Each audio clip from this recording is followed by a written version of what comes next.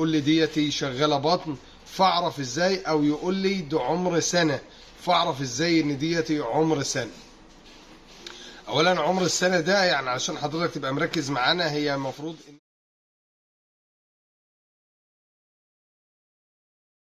الله وبركاته. سبحانك اللهم رب وبحمدك، سبحانك ربي العظيم. اللهم صل وسلم وبارك على سيدنا محمد. احبائي الكرام، رب الارانب في كل مكان، يا رب دايما من نجاح لنجاح تبقوا في افضل حال ان شاء الله رب العالمين. هكلمك النهارده في فيديو برضو مهم، برضو تخلي بالك، برضو تتفرج على الفيديو للاخر، لان ممكن تكون المعلومه في اخر الفيديو وحضرتك تتفرج على اول الفيديو وما توصلكش المعلومه.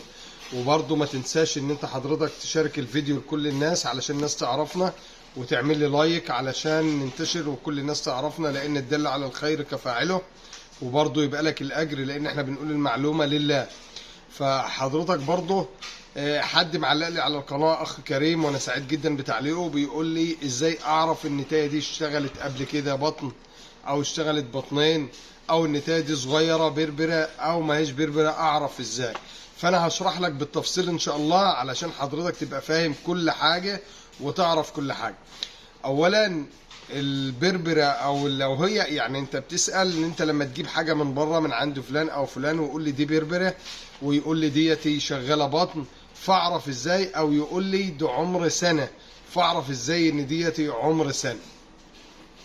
اولا عمر السنه ده يعني عشان حضرتك تبقى مركز معانا، هي المفروض ان انت بتستلمها 5 شهور عشر، بتقعد شهر وتولد، وبعد 10 ايام تشغلها. فبتجيب مثلا في خلال ال6 شهور التانيين ممكن تجيب لها مثلا في 6 شهور من 4 ل5 ولدات، من 4 ل5 ولدات. يبقى اللي عمرها سنه ديتي جايبه من عمر مثلا من 4 ل5 ولدات. يعني مثلا هنحسب ان كل شهر ونص بتجيب ولده في ال6 شهور مثلا، يبقى يعني قصدي من 3 ل4 ولدات، من 3 ل4 ولدات، يبقى كده عمرها سنه.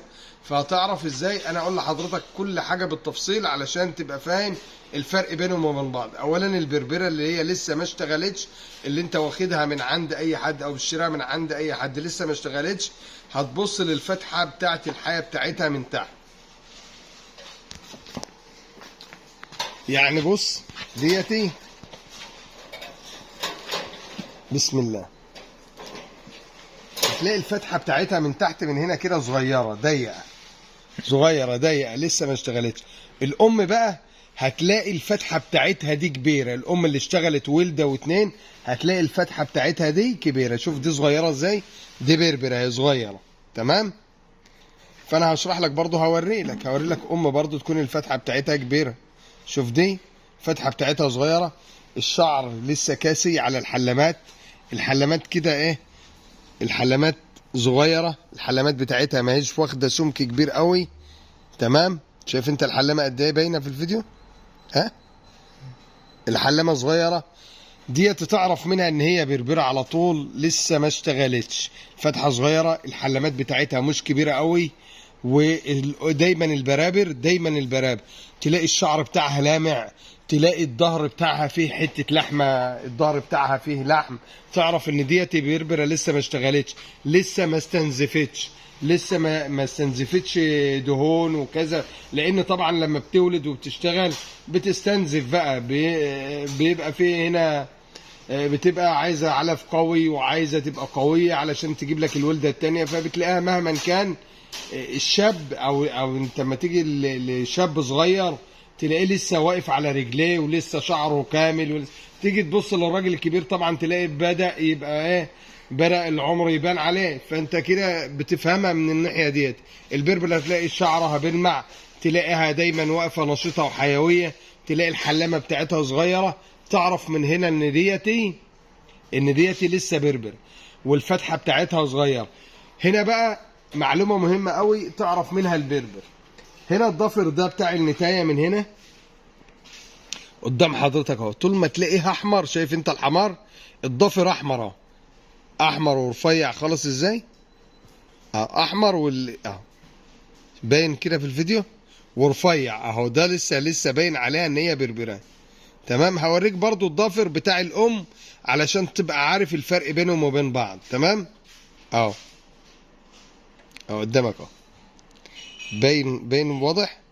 تلاقي الضفر رفيع ونسبة الحمار فيه كبيرة. لان هقول لك تاني، كل ما الام بتكبر، بسم الله بسم الله بسم الله بسم الله، هتلاقي كل ما الام بتكبر كل ما الضفر ده بيتخن والبياض بيزيد فيه. البياض ده بيزيد قوي يتخن والبياض يزيد، يتخن والبياض يزيد. ده بتعرف السن بتاع الام كويس من النقطه دي، او انا بعرفها من كده. حد تاني برضو عنده بيعرف من ناحيه تانية او من حاجه تانية يقول لنا في التعليقات، ومفيش مشكله، احنا كلنا بنتعلم وكلنا بنعرف من بعض. عايز اجيب ام برضو عشان اوريك الفرق بين دي وبين دي. يعني دي ام كبيره هيتي، دي ام شغاله كبيره اهي، بسم الله الله اكبر. ده حاجه تانية طبعا، انا بوري لك الفرق وجايب لك لون تاني عشان ما تقولش عم محمد بيفرجنا على ام هي برضه ولا حاجه، فبجايب لك لون تاني اهوتي. بسم الله الرحمن الرحيم، بسم الله. شوف هنا بقى الفتحه بتاعت الام ديتي، دي ام كبيره وشغاله. شوف بقى الفتحه بتاعتها هنا عامله ازاي اهي.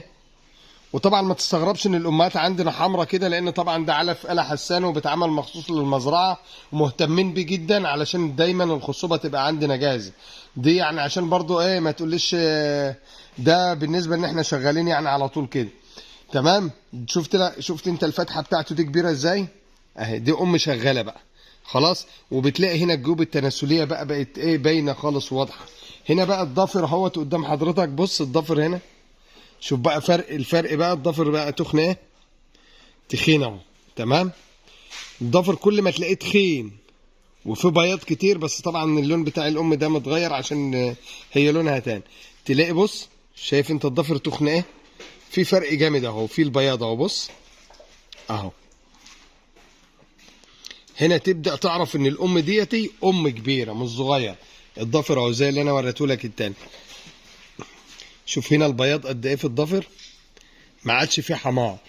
الحمار في اول الضفر ده لما يكون الحمار كتير كده تعرف ان دي بربر او لسه صغيره، انما كل الضفر اتكسى بياض كده. وشوف الضفر تقول كده الام دي كبيره. شوف الضفر ابيض ازاي اهو. ده هنا بقى تعرف ان الام ديت كبيره وشغاله اهي. ده عمر الام ديتي اهو. شايف انت البياض وصل لفين؟ انما التاني تلاقي الضفر رفيع ورقيق وشفاف جدا، ما هوش ابيض كاسي زي ده، انما ده ابيض. التاني شفاف، وده قدام حضرتك اهوت. ده بتعرف من الام ان الام ديتي عمرها كبير، ان الام ديتي بقالها عندك سنه في المزرعه. بتعرف انت ازاي؟ الامهات بقى علشان نقطه مهمه جدا تركز معايا بقى فيها في الفيديو، هي دي بقى اللي انت هتعرف بيها الام ولدت قبل كده كويس ولا لا. يعني علشان حضرتك ما تجيش تشتغل وتاخد ام وحد يقول لك ديتي شغاله، عايز تعرف هي شغاله كام بطن وشغاله ازاي والدنيا فيها ايه.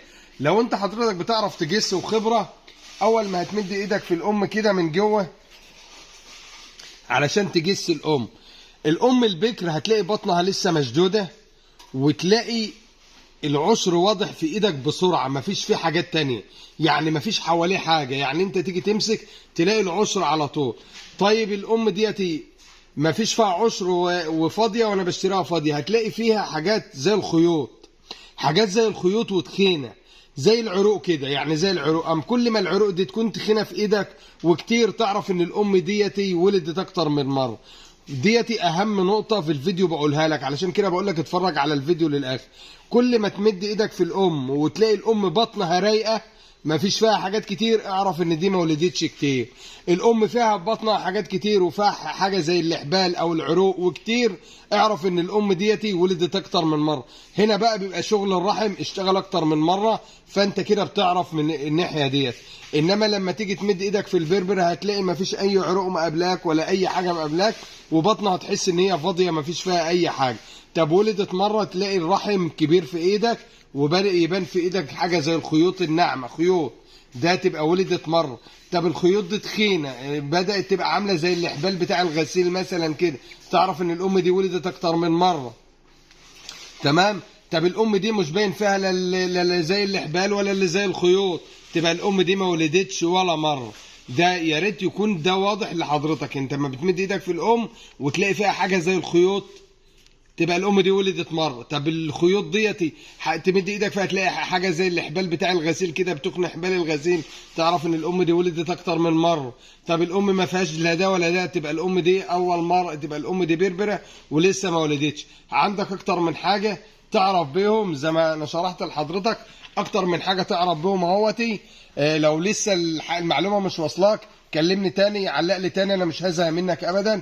انا اصلا بعمل الفيديوهات علشان انت تتعلم وعلشان ابقى اقدر افيدك.